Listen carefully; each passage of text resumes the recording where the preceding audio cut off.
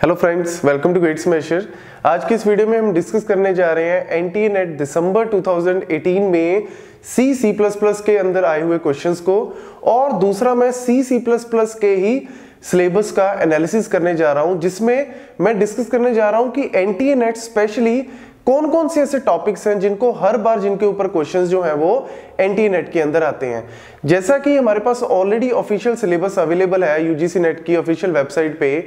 और उसमें अगर आप यूनिट नंबर 3 को चेक करें जिसमें प्रोग्रामिंग एंड कंप्यूटर ग्राफिक्स का पूरा यूनिट दिया हुआ है, तो मैंने उसके अंदर जब C और C++ का टॉपिक अगर आप देखो तो उसमें ऑल्दो सिलेबस और टॉपिक्स तो सारे मेंशन्ड है, लेकिन मेरा एनालिसिस जो है वो सारे के सारे प्रीवियस ईयर्स के क्वेश्चन के ऊपर बेस्ड है कि कौन से ऐसे टॉपिक्स है, कौन से ऐसे क्वेश्चंस हैं जिनको वो हर बार या मैक्सिमम टाइम्स वो क्या करते हैं, रिपीट करते हैं, कवर करते हैं। तो सबसे पहले मैं आपको एनालिसिस ही बताने जा रहा हूं कि कौन कौन से ऐसे टॉपिक हैं जिनको आपको डेफिनेटली करके ही जानी है, इग्नोर आप नहीं कर सकते। तो अगर हम नंबर ऑफ क्वेश्चन की बात करें तो मैंने जितने भी प्रीवियस ईयर के क्वेश्चन देखे हैं यूजीसी नेट के, तो उनमें आपको C++ के ऊपर अगर प्रोग्रामिंग की बात करें, मैं यहाँ पे ऊप्स के कॉन्सेप्ट की बात नहीं कर रहा, ऊप्स को अगर हम हटा दें तो बेसिक C और C++ की प्रोग्रामिंग की बात करें तो आपको maximum 3 question, on an average 2 से 3 क्वेश्चन ही आपको मिलेंगे। क्यों? क्योंकि वो प्रोग्रामिंग में सिर्फ C और C++ को ही फोकस नहीं करते, हमारे पास C है, C++ है, जावा के क्वेश्चंस भी अब आ रहे हैं, HTML के क्वेश्चन आ रहे हैं काफी टाइम से, XML के क्वेश्चन आते हैं। इसके साथ साथ अब तो उन्होंने कंप्यूटर ग्राफिक्स का भी जो टॉपिक है वो भी उन्होंने ऐड कर दिया। तो अगर हम ऑन एन एवरेज इनकी पूरी एनालिसिस करें और इनकी पूरी वेटेज देखें तो मेरे हिसाब से इस बार भी C और C++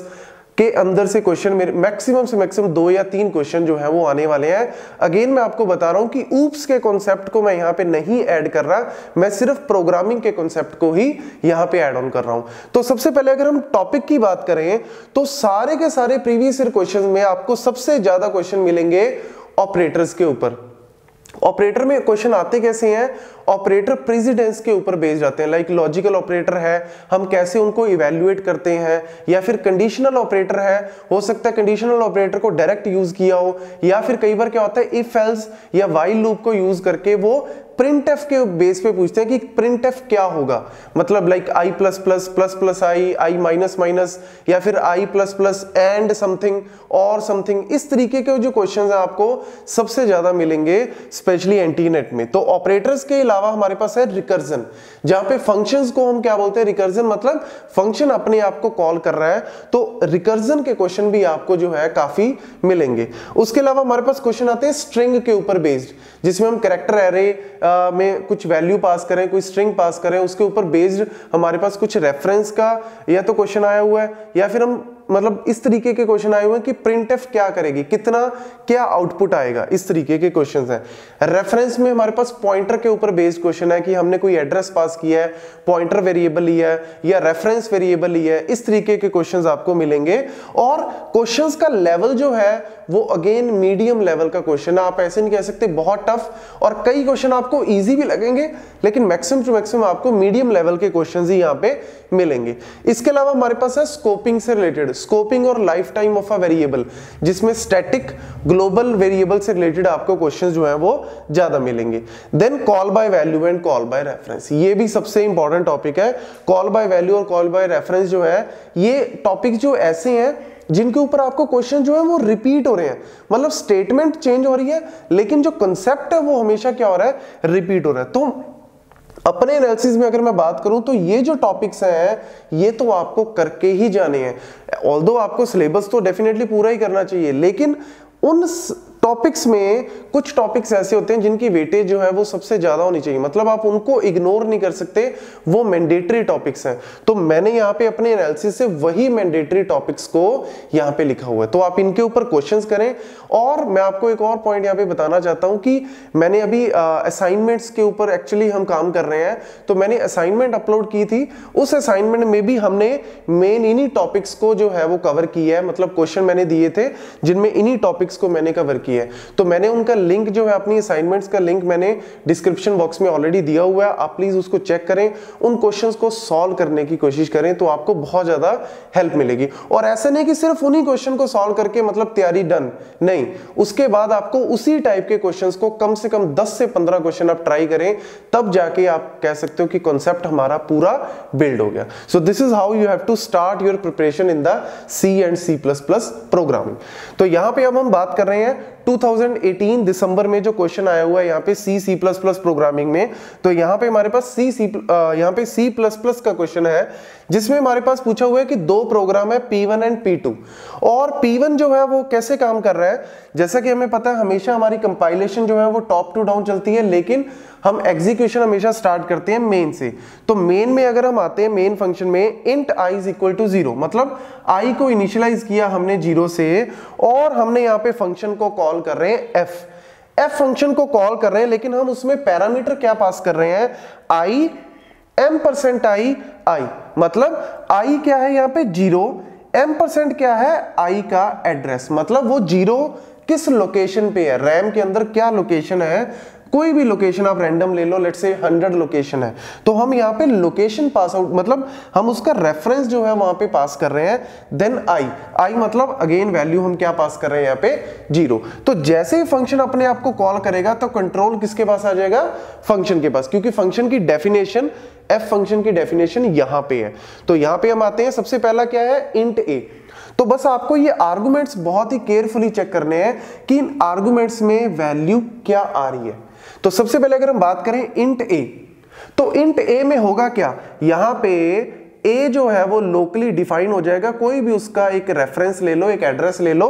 200, और a के अंदर i की वैल्यू, क्योंकि लाइन वाइज आपको चलना है, यहाँ पे i% और यहाँ पे i है, और यहाँ पे भी a, यहाँ पे स्टार b और m%c, तो आपको इसी के अकॉर्डिंग ही जो है वैल्यूज को ध्यान में रखना है। तो सबसे पहला इंट a है, तो मतलब i की वैल्यू जो है वो 0 यहाँ पे क्या हो जाएगी, एज इट इज वैल्यू जो है वो a में कॉपी हो जाएगी। देन दूसरा यहाँ पे क्या है, m%i मतलब हम यहाँ पे 100 वैल्यू को पास कर रहे हैं, और ये यहाँ पे क्या है, इंट स्टार b, मतलब यहाँ पे हमने पॉइंटर वेरिएबल लिया है, ये नॉर्मल वेरिएबल नहीं है, ये पॉइंटर वेरिएबल है, मतलब इस वेरिएबल में हमने क्या पास किया, 100। तो आप कह सकते हो कि जो b है वो एक तरह से किसको पॉइंट कर रहा है, किसकी तरफ पॉइंट कर रहा है, i की तरफ ही पॉइंट कर रहा है। और तीसरा क्या है हमारे पास, m%c। अगर यहां पे आप सिर्फ c लेते हो तो होगा क्या, 0 वैल्यू जो है वो c में कॉपी हो जाएगी, c में क्या वैल्यू कॉपी हो जाएगी, 0। लेकिन यहां पे हमने 0 जरूर पास किया, लेकिन यहां पे हमने इंट c नहीं लिया, m%c, मतलब हम यहाँ पे रेफरेंस वेरिएबल लिया है, हम यहाँ पे रेफरेंस पास कर रहे हैं इस आर्गुमेंट में। रेफरेंस का मतलब क्या है, अगेन एड्रेस, तो i का एड्रेस क्या है 100, तो हमने क्या पास किया है यहाँ पे 100। तो यानी ये भी किसको एक तरह से पॉइंट कर रहा है, उस लोकेशन पे ही पॉइंट आउट कर रहा है जहां पे i की वैल्यू सेव की हुई है। तो अब हम उसके बाद क्या कर रहे हैं, a की वैल्यू 1, मतलब a में हमने क्या चेंज कर दिया, वैल्यू 1, स्टार b 2, तो b में क्या वैल्यू है 100, तो स्टार b का मतलब है आपने सीधा आप किस लोकेशन पे चले गए, 0 पे, और वहां पे आपने वैल्यू को क्या चेंज कर दिया, 2 में। Then c is equal to 3, c is equal to 3 का मतलब क्या है, c जिस रेफरेंस को पॉइंट कर रहा है उस रेफरेंस पे वैल्यू क्या आ जाएगी, आपकी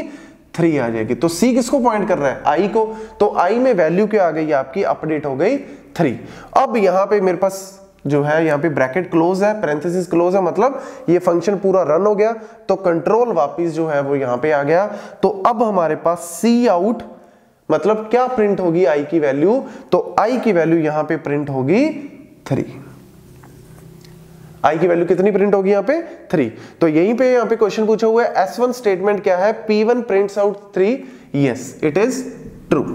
देन अभी क्वेश्चन हमारा पूरा सॉल्व नहीं हुआ क्योंकि हमारे पास एक प्रोग्राम P2 भी है। P2 में हमारे पास क्या है, सबसे पहले ग्लोबल वेरिएबल है a और b, और उनमें वैल्यू हमने क्या पास की हुई है, 1 एंड 2 से हमने इनको इनिशियलाइज किया है। और यहाँ पे भी हमारे पास क्या है, फंक्शन है, फंक्शन के अंदर डबल जो है वो डेटा टाइप, यहाँ पे इंटीजर डेटा टाइप था, यहाँ पे डबल, और अगेन हमने d जो है वो नॉर्मल वेरिएबल नहीं लिया, हमने रेफरेंस्ड वेरिएबल लिया, मतलब हम उसमें रेफरेंस पास कर रहे हैं। तो सीधा स्टार्ट करते हैं हम मेन से, क्योंकि हमारी एग्जीक्यूशन हमेशा मेन से स्टार्ट होती है। Int main f of a is equal to 5। ये बड़ा ही ट्रिकी सा क्वेश्चन है और एक्चुअल में मेरे को ये क्वेश्चन बहुत ही अच्छा लगा, क्योंकि यहाँ पे f ऑफ a का मतलब क्या है, हमने फंक्शन को कॉल किया। तो जब भी हम लेफ्ट टू राइट इसको एग्जीक्यूशन करते हैं, तो जैसे कंपाइलर f ऑफ a देखेगा,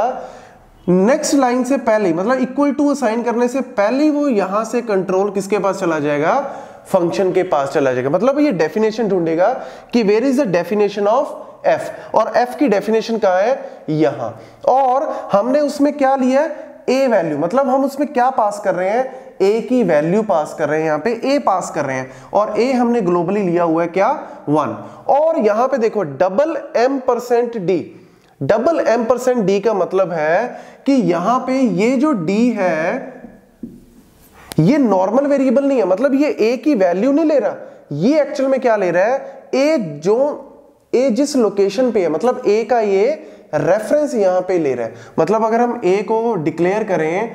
कि a 1 है और उसकी वैल्यू कहीं पे 200 पे है, और b है लेट्स से 2 और उसकी वैल्यू किसी 200 लोकेशन पे है, तो हमने यहाँ पे f ऑफ a जैसे किया, तो यहाँ पे डबल m%d का मतलब है a का जो एड्रेस, हमने a का रेफरेंस पास कर रहे हैं, हम रेफरेंस ले रहे हैं, ना कि डायरेक्ट उसकी वैल्यू। यही पॉइंट बस आपको यहाँ पे याद रखना है। d is equal to 4, d is equal to 4 का मतलब है कि हमने d की वैल्यू यहां पे चेंज नहीं कर रहे। d में तो d में है क्या, रेफरेंस है किसका, a का, मतलब ये किसको पॉइंट कर रहा है, यहाँ पे a को पॉइंट कर रहा है। तो ये d की वैल्यू 4 किस जगह पे जाके चेंज होगी, सीधा a की जगह जहां पे चेंज होगी, और a की वैल्यू कितनी हो जाएगी, यहाँ पे 4 हो जाएगी। Then return b, return b मतलब हम क्या रिटर्न कर रहे हैं, यहां पे b रिटर्न कर रहे हैं। लेकिन जैसे ही आप यहां पे ध्यान से देखो, b जो है वो क्या है, ग्लोबल वेरिएबल है जिसकी वैल्यू है 2, तो हम b 2 वैल्यू रिटर्न नहीं कर रहे, यहां पे भी आगे क्या लगा हुआ है, m%। ये m% को अगर हम हटाएं तो हम कह सकते हैं हमने b की वैल्यू जो है वो रिटर्न कर रहे हैं, मतलब 2 रिटर्न कर रहे हैं। और वैसे भी 2 रिटर्न करने का कोई फंडा ही नहीं, क्योंकि 2 तो वैसे ही ग्लोबल वेरिएबल है, तो आप अगर वैसे ही प्रिंट करोगे तब भी वो आंसर जो है वो 2 ही प्रिंट करेगा। तो इस m% का मतलब है हम अगेन जो रिटर्न कर रहे हैं b, वो वैल्यू नहीं कर रहे, उसका रेफरेंस कर रहे हैं। मतलब b का जो रेफरेंस है वो क्या है, 200, हम 200 को यहाँ पे रिटर्न कर रहे हैं। और 200 को रिटर्न करने का मतलब है वो कहां पे आएगा, इस जगह पे आएगा, क्योंकि f ऑफ a जो है वो पूरा इवैल्यूएट हो गया। तो यहां पे हमने क्या रिटर्न किया, b का रेफरेंस, और उस रेफरेंस में हमने असाइन कर दी क्या वैल्यू, 5। मतलब b का जो एड्रेस है उसमें अब वैल्यू क्या आ गई, 5, और a में वैल्यू कितनी हो गई थी, 4। अब हमने क्या किया, cout a cout b, मतलब a की वैल्यू कितनी हो जाएगी 4 कॉलन, और b की वैल्यू कितनी हो जाएगी यहाँ पे 5। मतलब 4 और 5 जो है वो यहाँ पे क्या कर रहे हैं, हम एक तरह से प्रिंट कर रहे हैं। अगर हम लेट्स से अगर मैं यहाँ पे रिटर्न b की जगह रिटर्न a कर दूं, रिटर्न a कर दूं, तो होगा क्या, a का एड्रेस जो है वो यहाँ पे हम क्या कर रहे हैं, एक तरह से रिटर्न कर रहे हैं। जब भी यहाँ पे जो भी आप वैल्यू दे रहे हो वो वैल्यू को रिटर्न करते हैं हम जनरली, लेकिन जब फंक्शन के आपने बाहर ध्यान से देखो तो यहाँ पे भी एक रेफरेंस है। ये भी मतलब रेफरेंस क्या डिनोट कर रहा है, हम वैल्यू नहीं रिटर्न कर रहे, हम उस वैल्यू का एड्रेस रिटर्न कर रहे हैं, उसका रेफरेंस रिटर्न कर रहे हैं। तो यही इस क्वेश्चन की ब्यूटी थी। अब आंसर जो है मेरा क्या आ रहा है, यहाँ पे 4 और 5 आ रहा है। लेकिन अगर आप स्टेटमेंट को देखो तो स्टेटमेंट क्या कह रही है, P2 प्रिंट्स आउट 4 2, बट नहीं, P2 तो क्या प्रिंट करेगी, 4 एंड 5। तो यानी S2 जो है वो यहाँ पे क्या है, फॉल्स है, लेकिन S1 जो है वो ट्रू है। S1 मतलब ये वाला जो प्रोग्राम था, तो ओनली S1 इज ट्रू, मतलब आपका जो आंसर A है वो करेक्ट है। क्वेश्चन नंबर 2 यहाँ पे आए हुए स्ट्रिंग एंड एरे के ऊपर। तो सबसे पहले हमारे पास यहाँ पे है फंक्शन, फंक्शन के अंदर हमने कैरेक्टर एरे पास कर रहे हैं। int x is equal to string length w, यहाँ पे हमने स्ट्रिंग लेंथ फंक्शन का यूज किया है। स्ट्रिंग लेंथ फंक्शन यहाँ पे क्या पास कर रहा है, x के अंदर स्ट्रिंग की लेंथ। और जब भी हम स्ट्रिंग लेंथ को यूज करते हैं, यू मस्ट रिमेंबर कि नल कैरेक्टर को हम यहाँ पे ऐड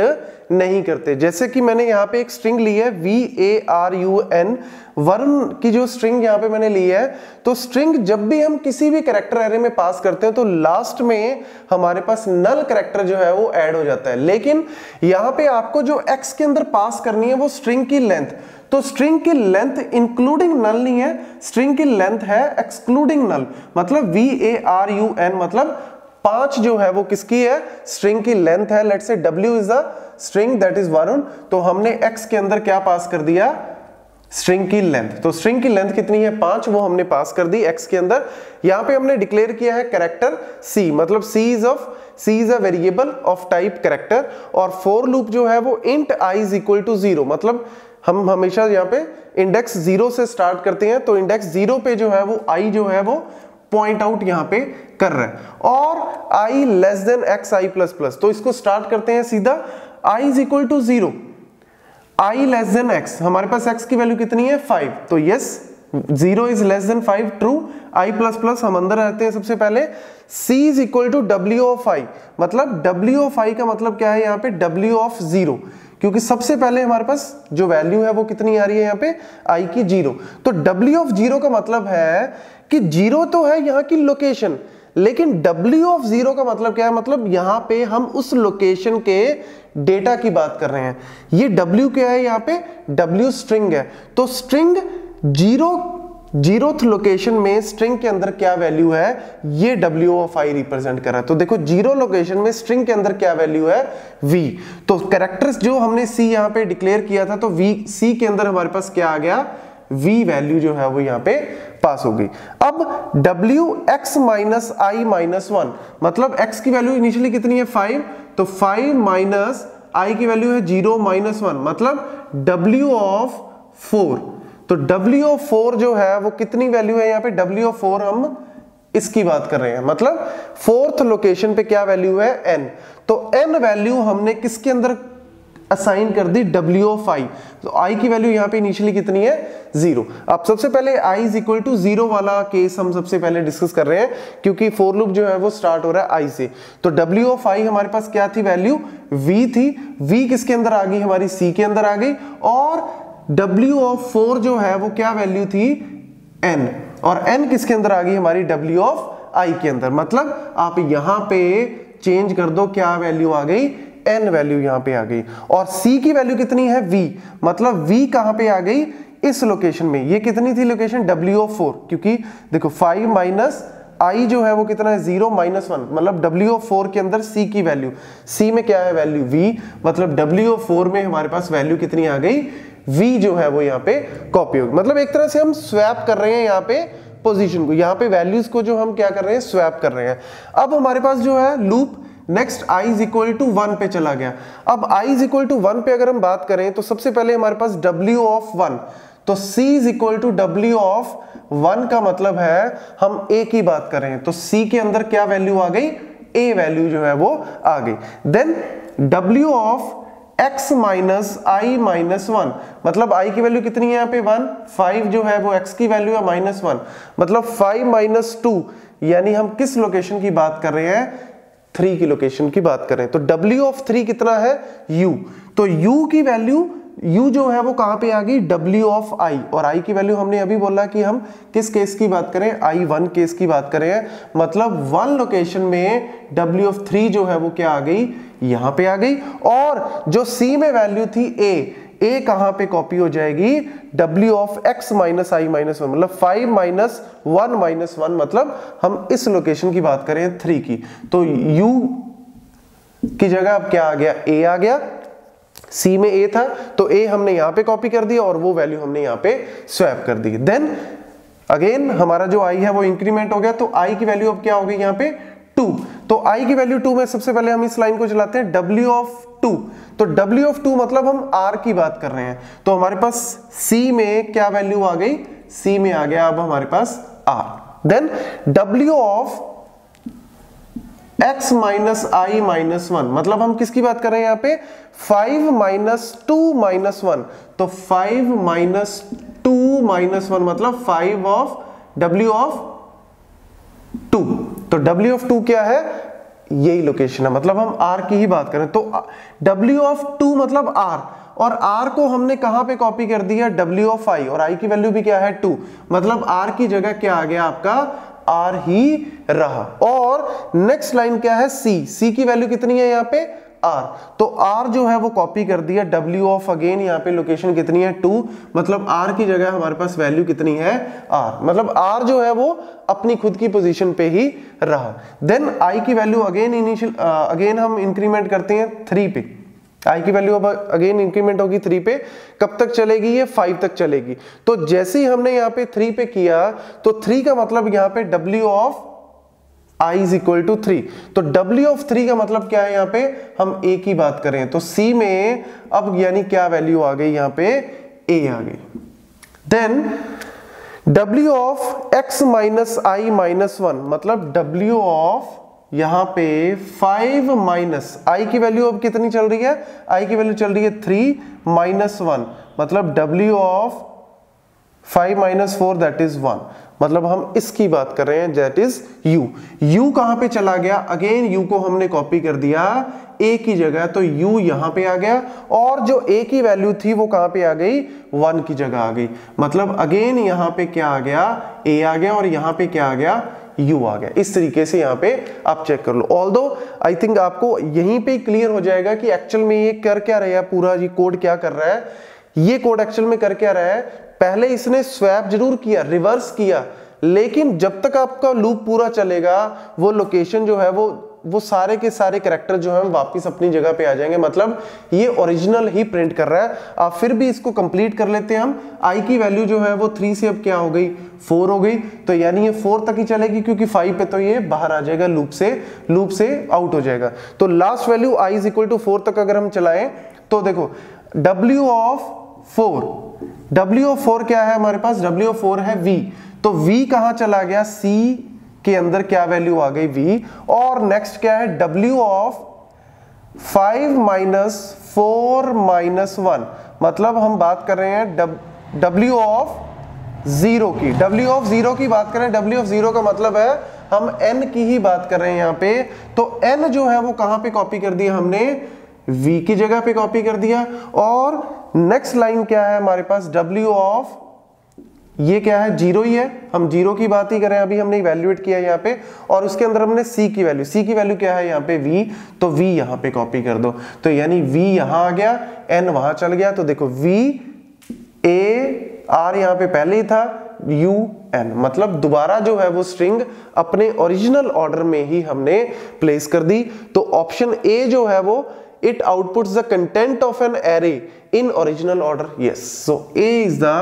करेक्ट आंसर। तो हमेशा जब भी इस टाइप का क्वेश्चन आता है गाइस, आप स्ट्रिंग बना के, इस तरीके से आप स्ट्रिंग बना के उसको एक एक करके आप स्टार्ट करें और लूप जो है वो पूरा चलाने की कोशिश करें, तब आपको जाके कई बार क्या होता है सिनेरियो, अगर आप आधे तक जाएं तो आपको लगेगा कि अरे ये तो रिवर्स कर रहा है। जैसे ही आपने लूप को 1-2 बार चलाया तो आपको लगेगा n इधर आ गया, v इधर चला गया, मतलब ये रिवर्स में जो है वो प्रिंट कर रहा है। तो कई बार स्टूडेंट जल्दबाजी में क्या करते हैं, ऑप्शन डी भी यहाँ पे मेंशन है रिवर्स ऑर्डर में, लेकिन ये गलत हो जाएगा। आपको पूरा लूप चला के देखना और पूरा ट्रेंड फॉलो करना है कि क्या ट्रेंड एक्चुअल में आ रहा है। तो एंड में क्या आ रहा है, ओरिजिनल डेटा ही प्रिंट हो रहा है। So this is how you have to solve the question of C and C++। Thank you.